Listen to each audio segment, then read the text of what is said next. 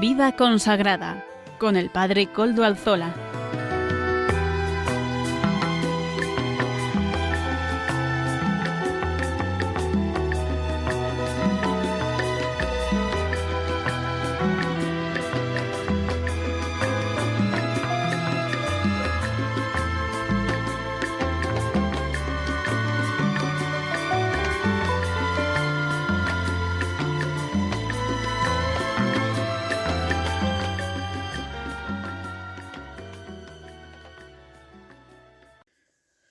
Buenas tardes, hermanos, amigos y oyentes. Hoy es jueves y son las 5 de la tarde, una hora menos en las Islas Canarias.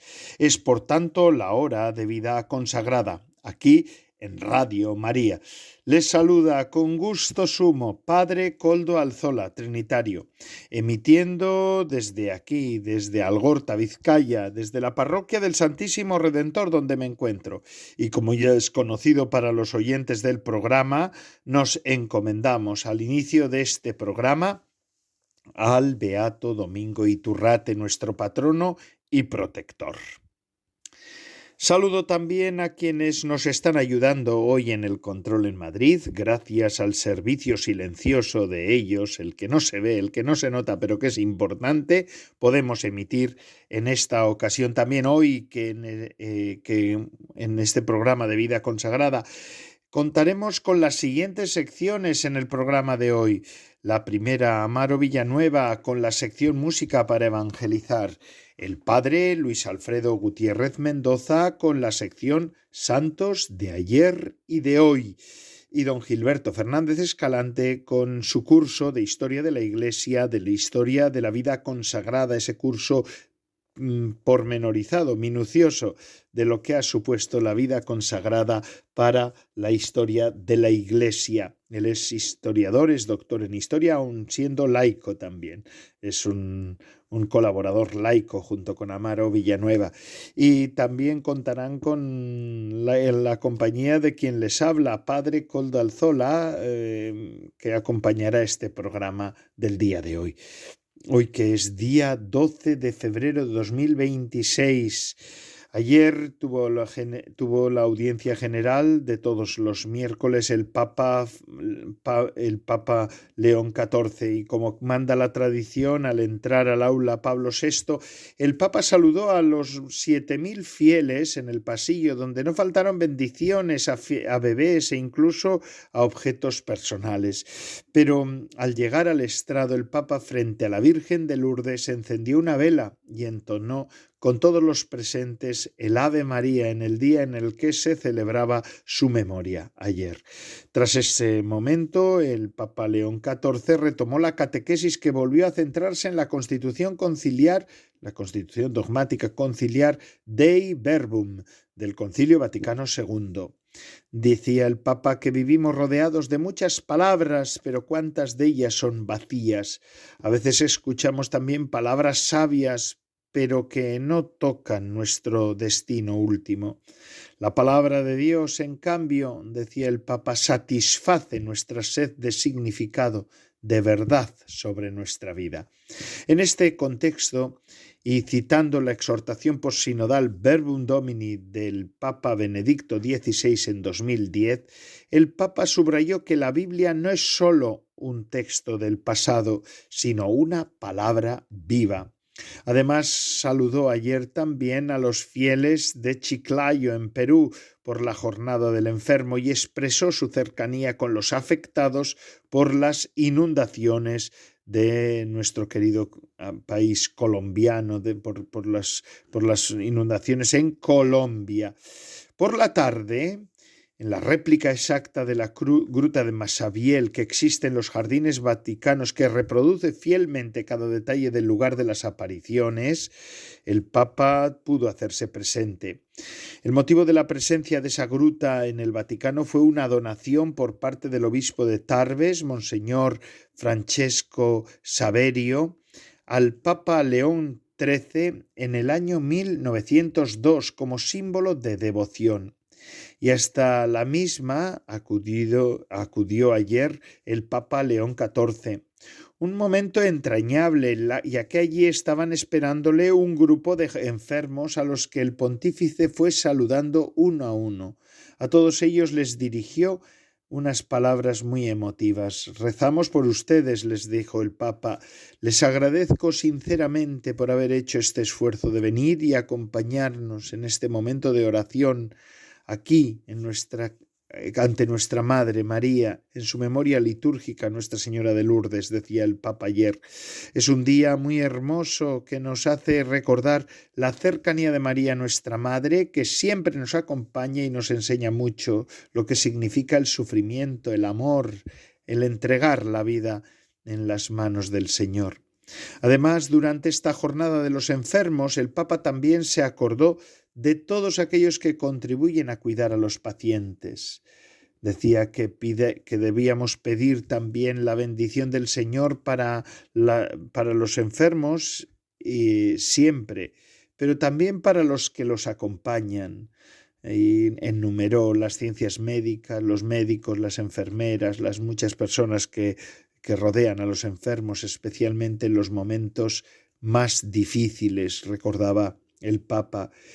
Y así el mismo León XIV encendió una vela a los pies de la Virgen y se arrodilló a rezar mientras que las familias entonaban el Ave María, una jornada especial donde la fe y la oración hicieron una pausa entre la enfermedad. Bendito sea. Recordamos también a todos los oyentes que puedan estar enfermos y que se unen a este programa y a todos los programas de Radio María desde sus casas. Un abrazo fuerte, entrañable y nuestra comunión en oración por ellos también. Y volviendo a noticias de nuestro país, hablando de las noticias de la Confer, me hago eco de un ciclo formativo presencial para impulsar una conversión personal e institucional para una misión compartida en clave sinodal. El equipo de misión compartida de la Confer de España ha organizado un ciclo formativo dirigido a personas implicadas en impulsar la misión compartida dentro de la institución, de cada institución, o los equipos de gobierno de las congregaciones, de las órdenes, de los institutos de vida consagrada. Hablan también de las personas que están en esas estructuras con trayectoria y capacidad de liderar. Bajo el título Kainé, Conversión para la Sinodalidad, tendrá un itinerario por módulos en 3 fechas diferentes, combinando formación, discernimiento y taller práctico. La inscripción única para todas las sesiones hay una y está en la página web de la Confer España. Y las fechas en las que se celebrarán estos encuentros serán 6 y 7 de marzo, 24 y 25 de abril y 29 y 30 de mayo.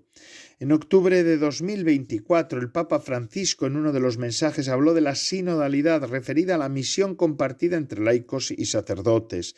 Decía entonces el Papa Francisco, el recordado Papa Francisco: todos los cristianos somos responsables de la misión de la Iglesia, todos. Los sacerdotes no somos los jefes de los laicos, sino sus pastores. Jesús nos ha llamado a unos y otros, no a unos por encima de los otros, decía el Papa, sino a unos por un lado y a otros por el otro, complementándonos. Decía el Papa Francisco: somos comunidad, por eso debemos caminar juntos, recorriendo el camino de la sinodalidad. Lo que tenemos que hacer todos es dar testimonio con nuestras vidas y corresponsabilizarnos en la misión de la Iglesia. Los laicos, los bautizados, están en la Iglesia en su propia casa y tienen que cuidarla. Lo mismo que nosotros, los sacerdotes, los consagrados, cada uno aporta lo que mejor sabe hacer. Somos corresponsables en la misión, participamos y vivimos en la comunión de la Iglesia. Oremos para que la Iglesia siga apoyando por todos los medios un estilo de vida sinodal bajo el signo de la corresponsabilidad, promoviendo la participación, la comunión y la misión compartida entre sacerdotes, religiosos y laicos. Estas son las palabras que decía el Papa Francisco ya allí en el 2024 y que también inspiran este curso, por tanto, este curso de un ciclo formativo presencial para impulsar la conversión personal e institucional para una misión compartida en clave sinodal, que lo ofrece la Confer de España. Van a la página web y se pueden inscribir, y si no, también llamando al teléfono de la Confer de España. Sin más, pues, agradecemos al Señor que nos ofrezca estos medios de formación también al alcance de todos. Y ahora vamos a seguir con nuestro programa, pero antes escuchamos esto que nos dice Radio María de cómo poder colaborar también con esta Radio de la Virgen. Adelante, Radio María.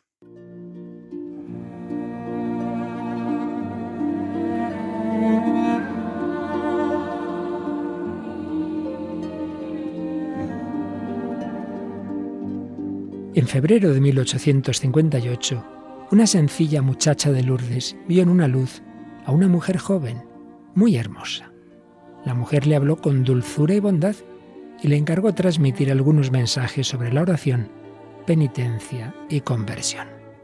De esta manera, la vida de Bernadette Soubirous, llena de miseria, enfermedad e incomprensión, recibió la luz del cielo a través de la Señora, que finalmente le dijo: «Yo soy la Inmaculada Concepción».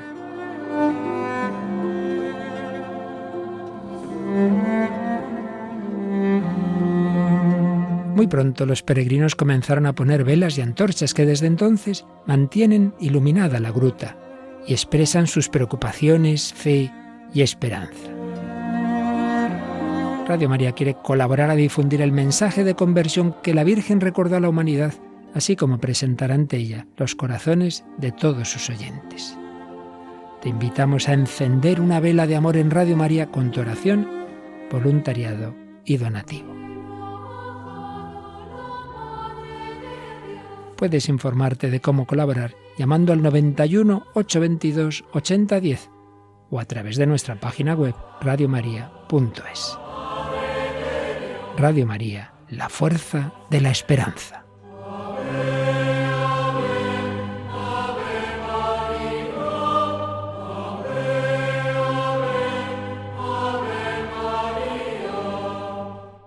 Después de haber escuchado a Radio María y esta invitación que nos hace la Radio de la Virgen, seguimos en el programa de Vida Consagrada aquí de Radio María, vidaconsagrada@radiomaria.es, si ustedes que quieren poner en contacto conmigo, que soy el Padre Koldo Alzola, trinitario. Bueno, pues aquí ciertamente recordar el día de ayer, ver al Papa León con los enfermos, hacer todos estos actos que ayer tuvo el Papa León también en torno a la devoción a la Virgen de Lourdes, nos recuerdan que la vida de los enfermos y la enfermedad es una realidad que la Iglesia siempre ha tenido presente, y de un modo particular la vida consagrada. La vida consagrada ha estado siempre en primera línea y sigue estando en primera línea en el cuidado de los enfermos. Por eso es importante recordar cómo la vida consagrada y la pastoral de la salud es una historia de servicio y de compasión. La relación entre la vida consagrada y la pastoral de la salud nace prácticamente con la Iglesia misma. Desde los primeros siglos, los cristianos entendieron el cuidado de los enfermos como una forma concreta de vivir el Evangelio y de seguir a Jesús, que se acercaba con compasión a quienes sufrían. Cuando los cristianos entienden que tienen que acercarse a los enfermos es porque quieren imitar a Cristo. Y la vida consagrada siempre es una imitación de Cristo, un seguir a Cristo muy de cerca. Eso es la vocación propia del consagrado y de la consagrada en la Iglesia. Desde el comienzo decimos, ¿verdad? Pues que porque los primeros fueron los eremitas. Ellos impulsaron la oración y el cuidado del prójimo. A finales del siglo III aparecen los eremitas del desierto de Egipto. Buscaban una vida de oración, de penitencia y silencio, alejados de un mundo en crisis y también de las persecuciones que sufrían los cristianos o algunas formas de vida de los cristianos. El primero de ellos fue San Pablo de Tebas, conocido como el ermitaño. Aunque vivían en soledad, no fueron indiferentes al sufrimiento humano. Muchos eremitas atendían a enfermos y necesitados que acudían a ellos. Aquí empieza a vislumbrarse ya la unión entre vida espiritual profunda y la atención a los débiles y a los pobres, la atención a aquel que necesita del consuelo y de la ayuda. Del eremitismo, la vida consagrada, como lo hemos escuchado tantas veces y en este programa de vida consagrada, hablando de la historia de la vida consagrada, lo habéis podido escuchar, lo han podido escuchar, se pasa al monacato del eremitismo, de la vida solitaria, de los ermitaños, se pasa a la vida monástica, al monacato, y con el monacato, nace la atención organizada a los enfermos. Hacia el año 320, San Pacomio dio un paso decisivo al reunir a los eremitas en comunidades organizadas. Nacen así los primeros monasterios cristianos, como lo hemos escuchado en este programa tantas veces. En esos monasterios cristianos se unirían la oración, el trabajo y la vida fraterna. Muy pronto estos monasterios comenzaron a cuidar a los monjes enfermos, también a acoger a peregrinos que venían a la puerta del monasterio y se les acogía, después se dirá, como si fueran el mismo Cristo, ¿verdad? Y también estos monasterios ya se empieza a fundar los hospicios y hospitales para personas necesitadas. Aquí comienza claramente la vida consagrada al servicio de la pastoral de la salud, entendida como hospitalidad, como atención médica y como caridad cristiana. Esa acogida siempre ha sido algo propio de la vida consagrada, pero ¿qué es lo que ocurre cuando ya se constituyen las primeras comunidades monacales, las primeras comunidades religiosas, podríamos decir? Ya esta atención a los pobres, atención a los enfermos, atención a los que necesitan, se convierte en una cosa organizada, ¿verdad? Y así, siglos adelante, en el siglo IV, iremos con San Basilio y el nacimiento del hospital cristiano. Un paso fundamental es el que dio San Basilio de Cesarea en el siglo IV. Él unió de forma definitiva el monasterio y el hospital, integrando la atención sanitaria en la vida de la Iglesia.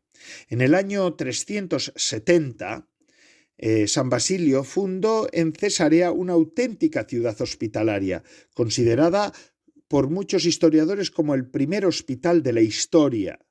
Año 370, San Basilio de Cesarea. En este modelo se extendió por el mundo bizantino, por todo el oriente cristiano, y más tarde por territorios que hoy son islámicos, ¿verdad? Con San Basilio queda claro que cuidar a los enfermos no es algo secundario, sino que es parte esencial de la misión cristiana del consagrado, de la persona consagrada, de la persona que se ha consagrado al Señor.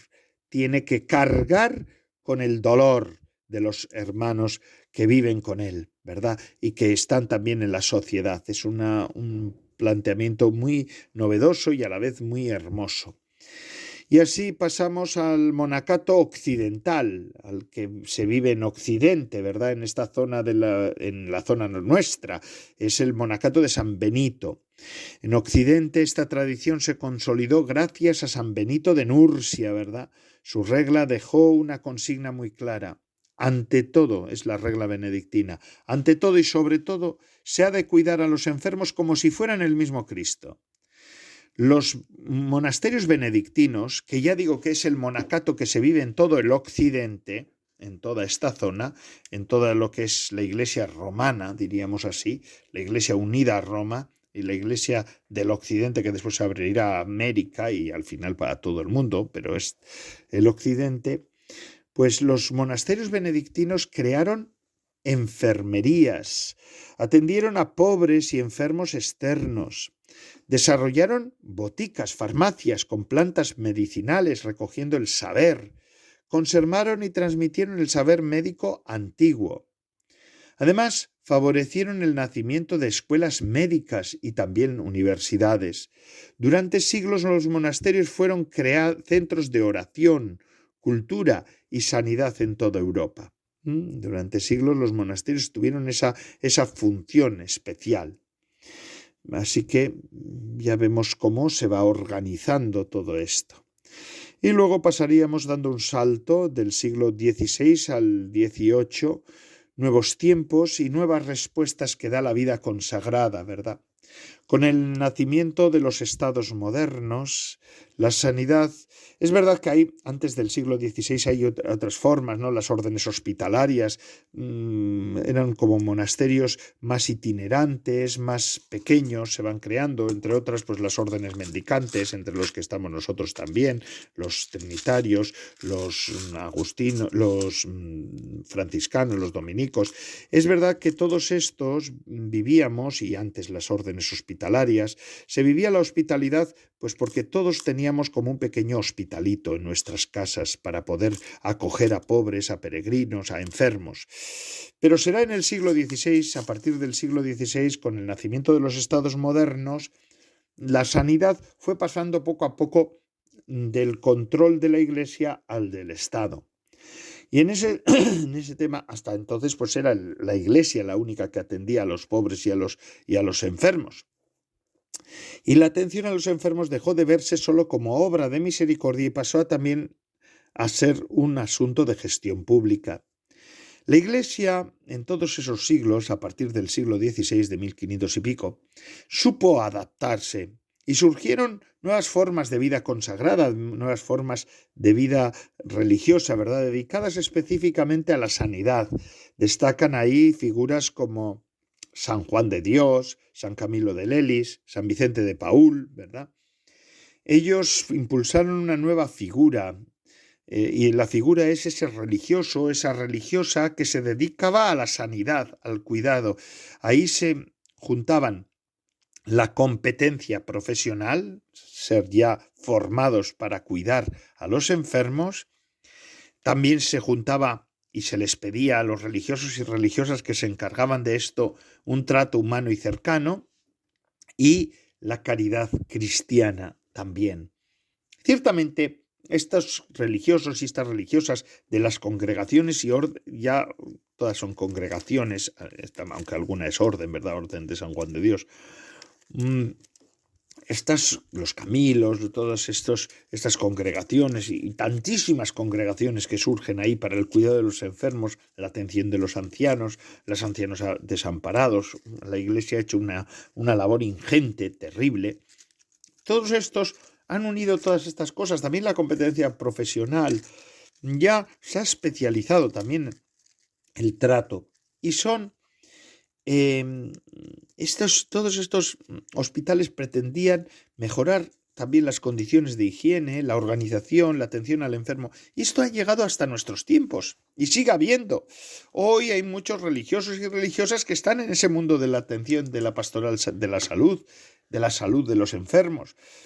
Si algo se le puede distinguir, en algo se distingue la Iglesia Católica ante otras muchas instituciones, es que los enfermos han sido una parte importante en nuestras preocupaciones pastorales, en nuestros requerimientos, y por eso la Iglesia puede elevar, y así lo entienden muchas instituciones públicas y también privadas de ONGs, pues puede elevar una voz cualificada ante la enfermedad y ante el tratamiento de las enfermedades, ¿verdad?, y de los enfermos y el cuidado de los enfermos.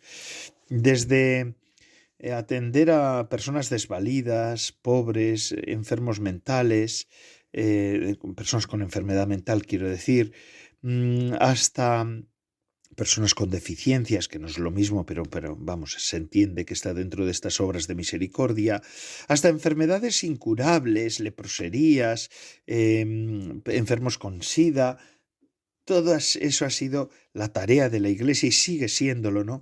Y cómo no, pues yo vivo en una residencia de ancianos. La Iglesia siempre está ahí en el momento de la enfermedad y de la debilidad, para dar compañía, para poder acompañar a tantos enfermos y ancianos, ¿no?, que a veces se sienten solos. Esta es la tarea de la Iglesia, que sigue a Cristo, que ama a todos.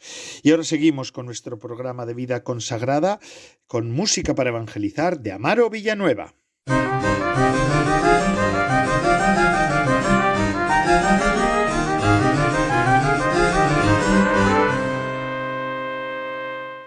Buenas tardes, Padre Coldo, y buenas tardes a todos los oyentes de Radio María. Bienvenidos a la sección de música para evangelizar. Pues bien, hoy escucharemos la canción La Asunción del grupo Siervas.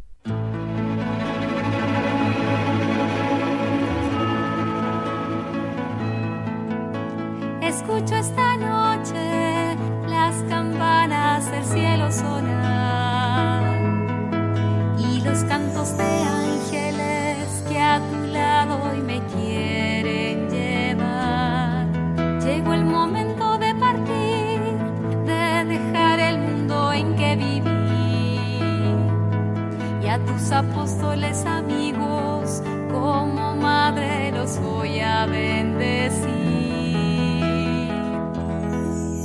No teman, hijitos míos, no lloren más, yo feliz a la casa del Padre me voy, no los dejo solos, les aseguro que a la Trinidad por cada uno de ustedes pediré sin cesar. No teman, hijitos míos, no lloren más, yo feliz a la casa del Padre me voy, no los dejo solos, les aseguro que a la Trinidad por cada uno de ustedes pediré sin cesar. Te quiero tanto, hija mía, siempre estuve cuidando de ti. Tal vez tú no lo sabías, muchas veces del mal te protegí. Todos estos años te he llevado en mi corazón, y lo que quiero es que Jesús sea lo más importante para ti. Madre mía, hoy Dios te eleva al cielo, te ves más bella y radiante que nunca, tu sonrisa de madre me asegura que más cerca de mí ahora estarás. Ayúdame para que el cielo pueda un día llegar. Madre mía, hoy Dios te eleva al cielo, te ves más bella y radiante que nunca, tu sonrisa de madre me asegura que más cerca de mí ahora estarás. Ayúdame para que el cielo pueda un día llegar. A ti Jesús te separó, como a mí para ser toda de él. Te invita a colaborar en la salvación de la humanidad. Llevemos muchos al cielo y así daremos gloria a la Trinidad. Con predilección nos escogió, como yo eres sierva del plan de Dios. Madre mía, hoy Dios te eleva al cielo, te ves más bella y radiante que nunca, tu sonrisa de madre me asegura que más cerca de mí ahora estarás. Ayúdame para que el cielo pueda un día llegar. Madre mía, hoy Dios te eleva al cielo, te ves más bella y radiante que nunca, tu sonrisa de madre me asegura que más cerca de mí ahora estarás.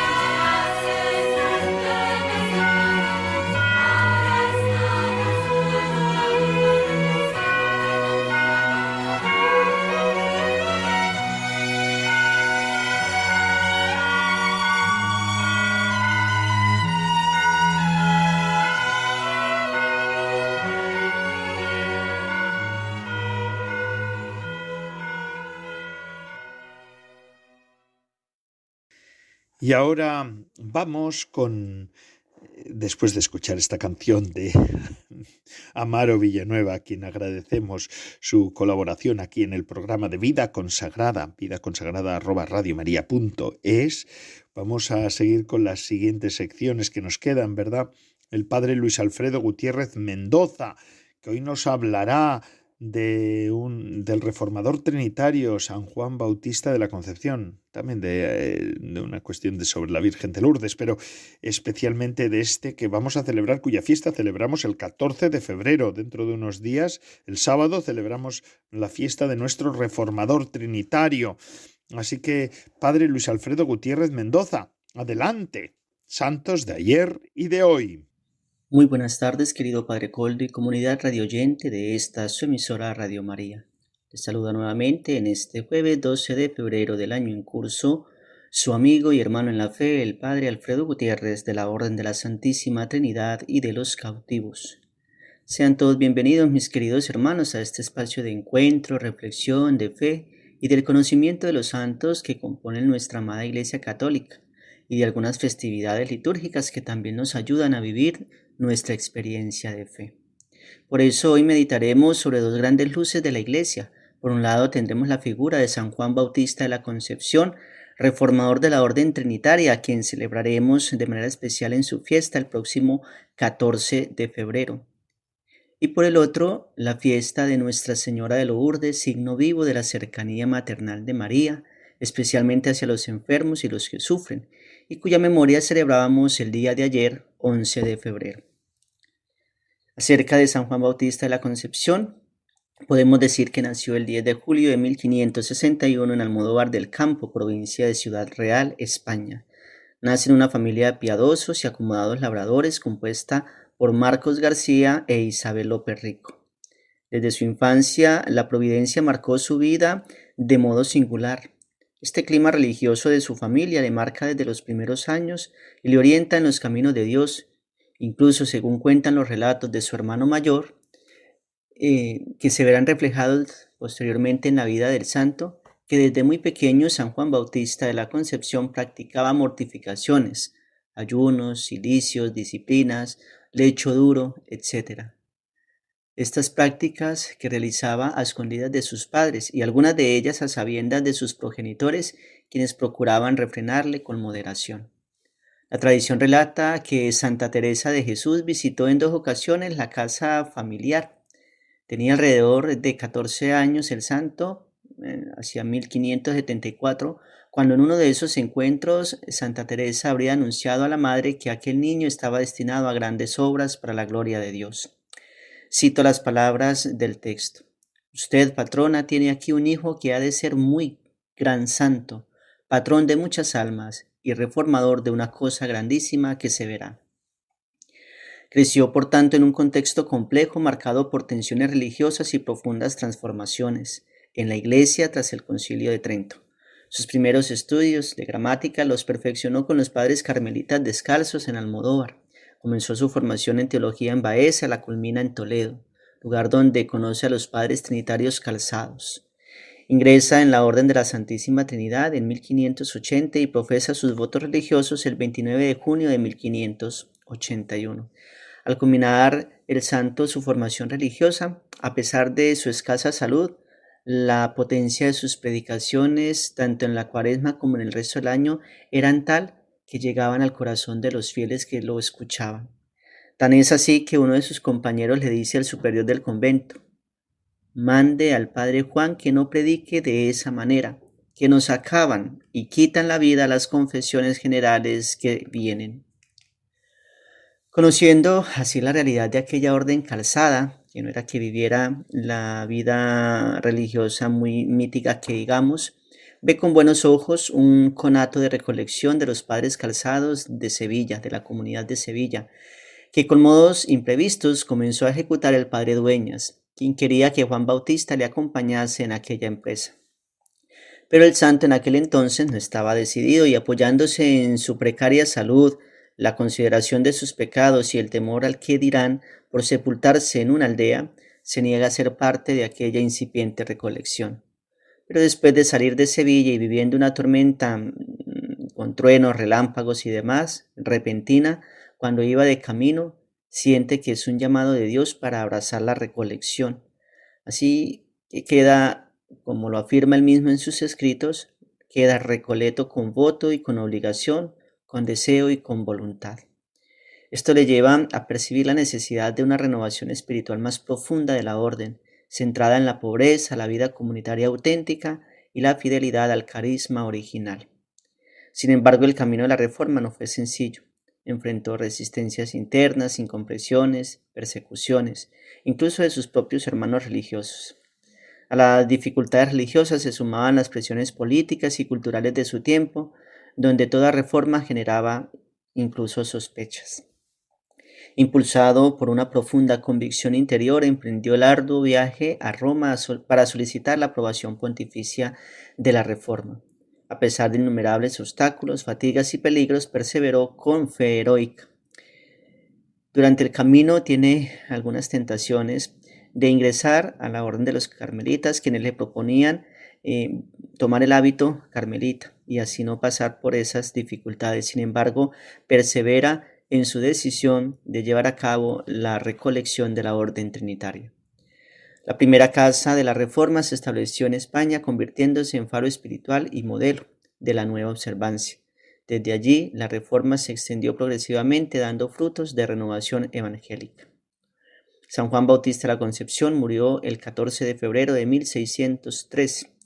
La Iglesia, reconociendo su testimonio de santidad, lo canonizó siglos después, proponiéndolo como ejemplo de fidelidad, valentía y amor a la Iglesia. Sus restos son venerados con profunda devoción por la familia trinitaria y numerosos fieles. Sus restos descansan en la iglesia conventual de Valdepeñas. Un rasgo esencial en su vida fue su amor a la Virgen María. Para él, María no era solo objeto de veneración, sino madre, guía y modelo de vida interior. En medio de pruebas y contradicciones, encontró en la figura de la Virgen María la fortaleza, el consuelo y la claridad espiritual. Por eso también quiero hacer referencia en este día a la memoria, aquí en España en algunos lugares fiesta, de Nuestra Señora de Lourdes, que nos remonta al año 1858 en Francia. La Virgen María se apareció a una niña humilde, Santa Bernardita Soubirous, en la gruta de Massabielle. Se dice que la niña fue en busca de leña en compañía de dos amigas, pero llegado al pequeño río de Gave tenía que cruzarlo, y Bernardita no podía hacerlo a causa del asma que sufría y la imposibilidad de meter sus pies en agua fría, y aquella agua del riachuelo era helada, así que decide esperar a sus amigas en la orilla del riachuelo. Fue en ese entonces, o en ese momento, que Bernardita experimenta el encuentro con nuestra Madre, experiencia que sellaría toda su vida. Dice: sentí como un fuerte viento que me obligó a levantar la cabeza. Volví a mirar y vi que las ramas de espinas que rodeaban la gruta de la roca de Massabielle se estaban moviendo. En ese momento apareció en la gruta una bellísima señora tan hermosa que cuando se le ha visto una vez, uno querría morirse con tal de lograr volver a verla. Ella venía toda vestida de blanco, con un cinturón azul, un rosario entre sus dedos y una rosa dorada en cada pie. Me saludó inclinando la cabeza. Yo, creyendo que estaba soñando, me restregué los ojos, pero levantando la vista, vi de nuevo a la hermosa señora que me sonreía y me hacía señas de que me acercara. Pero yo no me atrevía. No es que tuviera miedo, porque cuando uno tiene miedo huye, y yo me hubiera quedado allí mirándola toda la vida. Entonces se me ocurrió rezar y saqué el rosario. Me arrodillé, vi que la señora se santiguaba al mismo tiempo que yo lo hacía. Mientras iba pasando las cuentas de la camándula, ella escuchaba las Ave María sin decir nada, pero pasando también por sus manos las cuentas del rosario. Y cuando yo decía el Gloria al Padre, ella lo decía también, inclinando un poco la cabeza. Terminando el rosario me sonrió otra vez y, retrocediendo hacia las sombras de la gruta, desapareció. Fueron varias las apariciones de la Virgen a Santa Bernardita. Sin embargo, al principio las personas, entre ellas sus padres, no creen e incluso piensan que son inventos de la niña, aunque ella no dijese mentiras nunca. Después de la segunda aparición y de un cierto escepticismo de su padre, este le permite volver a la gruta y en compañía de varias personas se da la tercera aparición de la Virgen, a quien pudo ver solo la niña. No obstante, a partir de ahí se empezó a difundir por todo el pueblo el relato de las apariciones y muchas personas empezaron a frecuentar el lugar con fe en dichos sucesos. Entre el 11 de febrero y el 16 de julio de 1858 hubo 18 apariciones. Estas se caracterizaron por la sobriedad de las palabras de la Virgen y por la aparición de una fuente de agua que brotó inesperadamente junto al lugar de las apariciones y que desde entonces es un lugar de referencia de innumerables milagros constatados por hombres de ciencia. Las apariciones marcadas por la sencillez y la llamada a la conversión transformaron Lourdes en uno de los santuarios marianos más importantes del mundo. María se presentó como la Inmaculada Concepción, confirmando una verdad de fe proclamada pocos años antes por la Iglesia. El mensaje central fue la oración, la penitencia, la confianza en Dios. El reconocimiento eclesial fue fruto de un riguroso proceso de investigación. La Iglesia con prudencia examinó los hechos, los testimonios y los frutos espirituales hasta probar oficialmente las apariciones.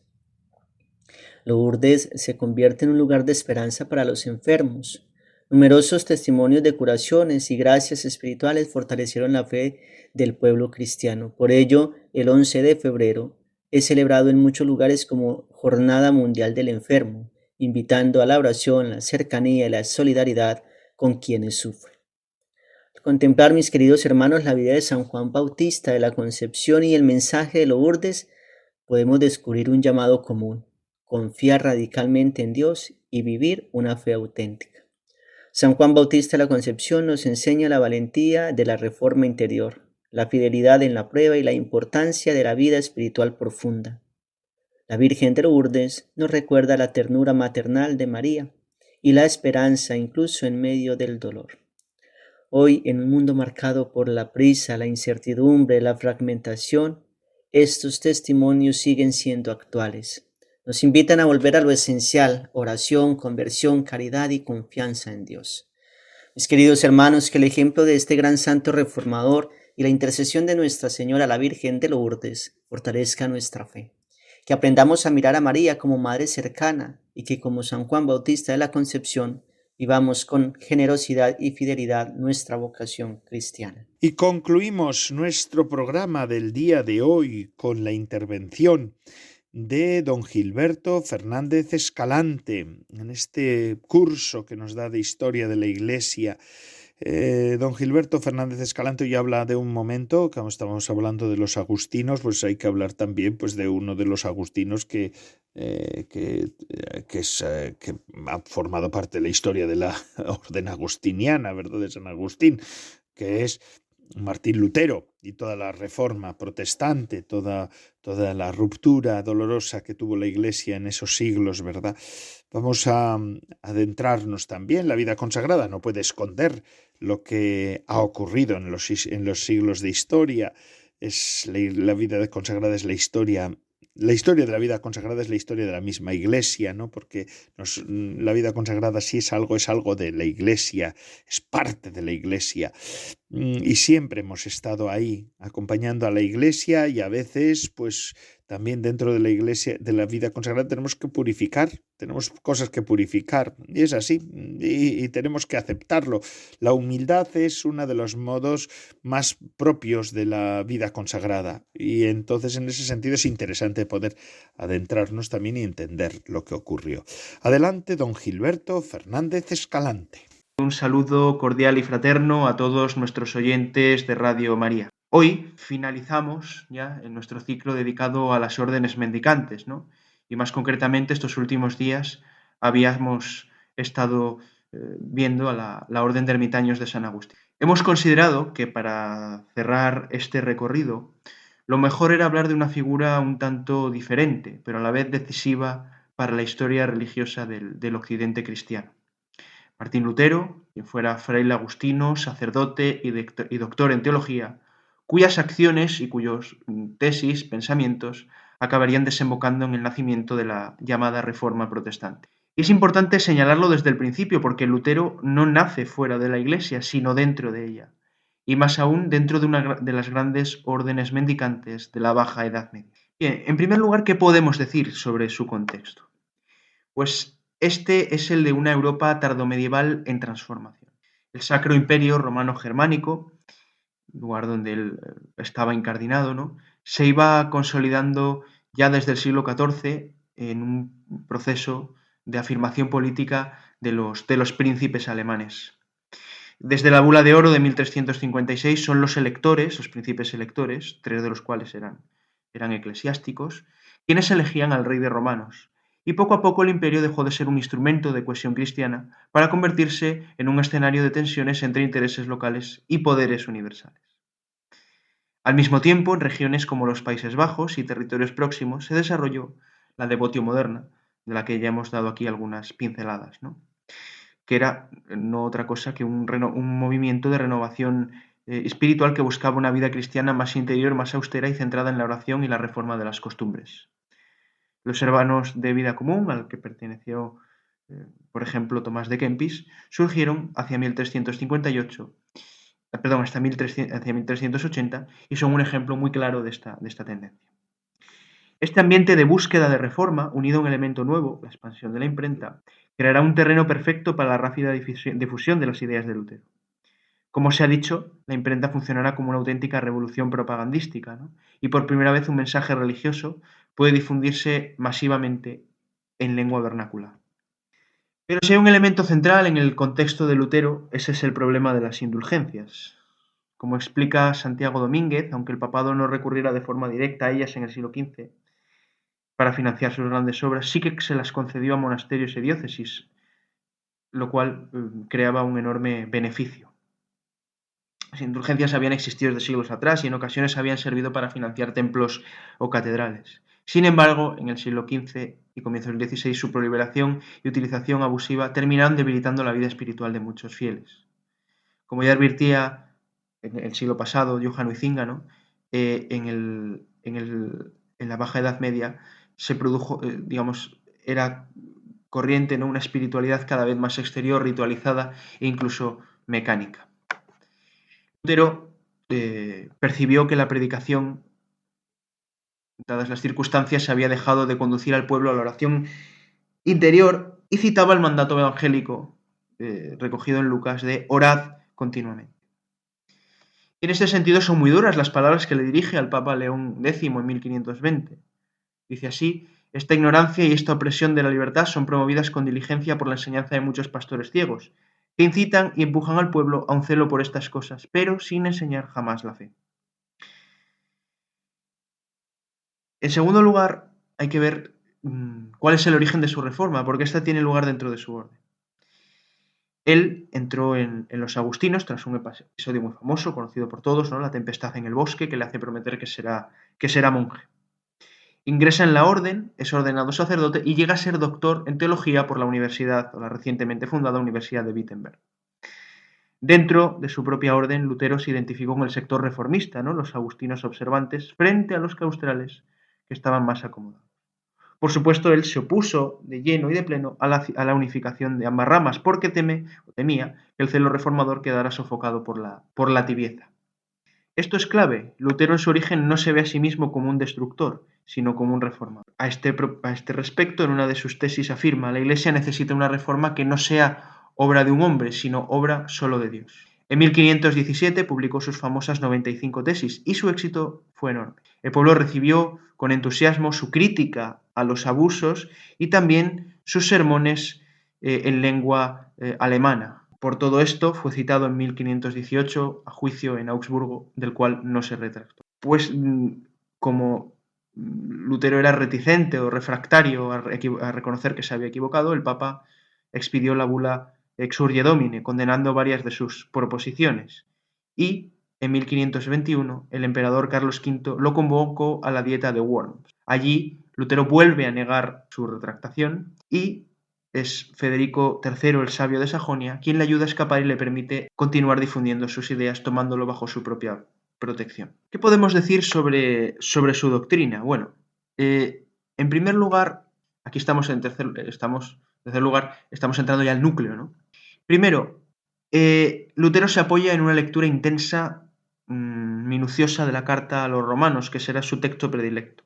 porque en ella encontraba el fundamento de su doctrina sobre la justificación por la fe. Ese versículo clave será Romanos 1:17, ¿no?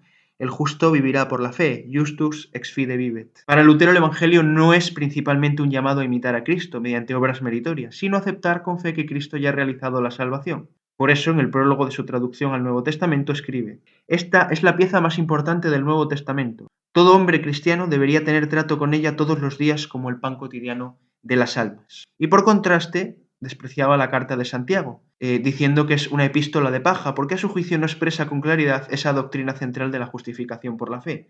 Citamos textualmente lo que dice el apóstol, ¿no? Dice, muéstrame cómo son tus obras y te diré cómo es tu fe. Ya Lutero en sus tesis de 1517 aparecen frases muy contundentes como la número 62, que viene a ser algo así: el verdadero tesoro de la Iglesia es el santísimo Evangelio de la gloria y de la gracia de Dios. Y también critica la lógica económica de las indulgencias.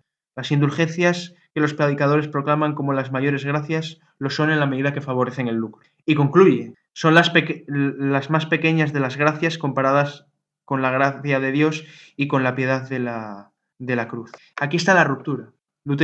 Para Lutero el creyente no necesita comprar perdones ni acumular méritos, porque la salvación viene únicamente de la gracia de Dios recibida por la fe. Bueno, en cuarto lugar, diremos que la reforma luterana no es solamente teológica, sino que también tendrá un impacto político notable. Lutero desarrollará la teoría de los dos reinos, el reino espiritual y el reino secular. Según él, Dios gobierna al hombre de dos maneras distintas, una por la fe y el Evangelio y otra por la espada y el poder civil. En su obra sobre la autoridad secular de 1523 escribe: Dios ha establecido otro gobierno distinto y las ha sometido a la espada para mantener la paz y estar tranquilos eternamente. Y también defiende el sacerdocio universal de los fieles. A la nobleza cristiana de la nación alemana de 1520 afirma: todos los cristianos pertenecen al estado espiritual. No hay otra diferencia que la del oficio. Es decir, la distinción clerical queda profundamente debilitada. Esto tendrá consecuencias enormes en la configuración de las iglesias reformadas. Sin embargo, la posición de Lutero ante la violencia social será ambigua, cuando no directamente contradictoria. Durante la Guerra de los Campesinos de 1524 a 1525, aunque reconoce los abusos por parte de los gobernantes, termina apoyando que se aplaste la revuelta con palabras durísimas. Quien pueda ha de abatir, degollar o apuñalar al rebelde, ha de matarlo igual que ha de matar a un perro rabioso. Pues bien, queridos hermanos y hermanas, Lutero vemos que es una figura compleja. No se puede entender como un simple rebelde, sino como un fraile agustino que nace en un contexto de reforma espiritual, en un mundo en crisis y que busca una respuesta radical al problema central del cristianismo, la salvación del hombre. Su ruptura con Roma marcará el inicio de una nueva época, no solamente religiosa, sino también política y cultural. Con él, la cristiandad occidental entra en un periodo de fractura que marcará el final de la Edad Media y el comienzo de la Edad Moderna. Y con ello vemos, ¿no?, que este ciclo, ¿no?, de las órdenes mendicantes nos ha permitido, y concretamente de la orden de San Agustín, comprender cómo incluso desde el interior de la vida consagrada surgieron algunas de las grandes tensiones espirituales más decisivas de la historia de Occidente. Hemos de cerrar diciendo que aquí en ningún momento estamos justificando, ni alabando, ni felicitándonos por nada de lo que Lutero escribió, dijo o hizo. Simplemente estamos intentando exponerlo, o hemos tratado de hacerlo, con la mayor objetividad. Muchas gracias por su atención. En la próxima semana comenzaremos un nuevo ciclo. En este caso volveremos a las herejías en este tramo final de la Baja Edad Media, habiendo visto quizá la más importante de todas ellas. Un saludo muy cordial. Adelante, padre. Y con don Gilberto Fernández Escalante, nuestro historiador, pues acabamos nuestro programa de hoy. Ya saben ustedes que se pueden poner en contacto con el programa de Vida Consagrada por medio del correo electrónico vidaconsagrada@radiomaria.es. Ustedes me pueden escribir y yo les contestaré. Además, recuerdo que nos pueden seguir y escuchar en los podcasts de la web de Radio María. Ya saben cuál es el nuestro, no lo olviden. En la página de podcast de Radio María pueden ir al podcast de Vida Consagrada y lo pueden bajar, pero también otros podcasts, que hay muchísimos. Y además, si desean una copia de este o de cualquier otro programa de Radio María, pueden ponerse en contacto con la emisora directamente, escribiendo a Estudios Centrales, Paseo Lanceros número 2, Centro Comercial, planta primera 28 024 Madrid, Estudios Centrales de Radio María, ¿verdad? Paseo Lanceros número 2, planta primera 28024 Madrid. O llamando directamente a la emisora en horario de atención al público de lunes a viernes de 9 de la mañana a 8 de la tarde en el número 91 822 80 10. 91 822 80 10. Ahí encontrarán y podrán pedir lo que deseen. 91 822 80 10. Y sin más, me despido. Hasta la semana que viene, si Dios lo quiere. Seguimos caminando siempre juntos, ¿verdad? Eso es importante. Recen por mí, que yo lo suelo hacer por ustedes.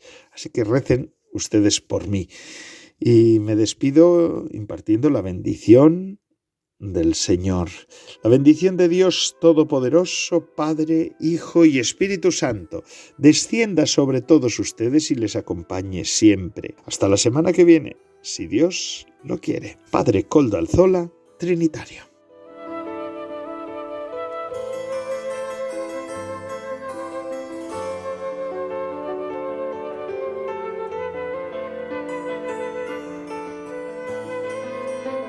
Vida Consagrada con el Padre Koldo Alzola.